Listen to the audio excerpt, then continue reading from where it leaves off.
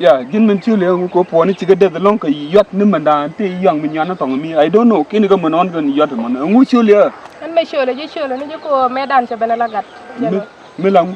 jeno medan e ko na len che bena lagat ka ngarueda rueda gade a jin ci kono lan me gor ko ro te gad mi bu kono rued o ko me toy kon ku ko la to jala no no wo chieng ni jidu te ni jidu kom wo chieng ro ko mata fen ki dong ci kiri ji wo ci wo longo na di jog an ci jog ne me gor ko ro bu ko rued gin jang kine lar bu ko rued ko ji jeno me toy ko ne jeno ngi ni je gude gad jin ci wo ko ya ci do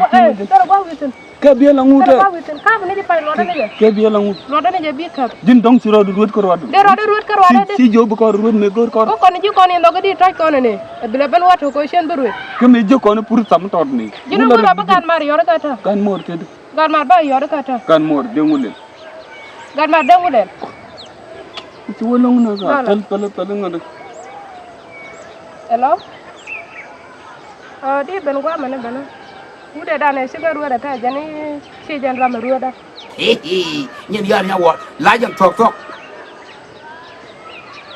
pala jin bi bialo lat tara gwa witin bi tara gwa witin tara gwa witin ninga tara gwa witin Kor kane de muito, sa kor put to lose a kid.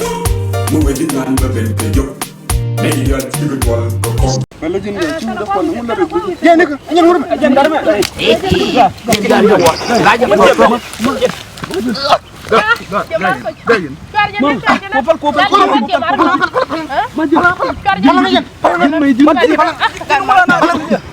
jin serious long ni ci wadu ni mor ni ci wadu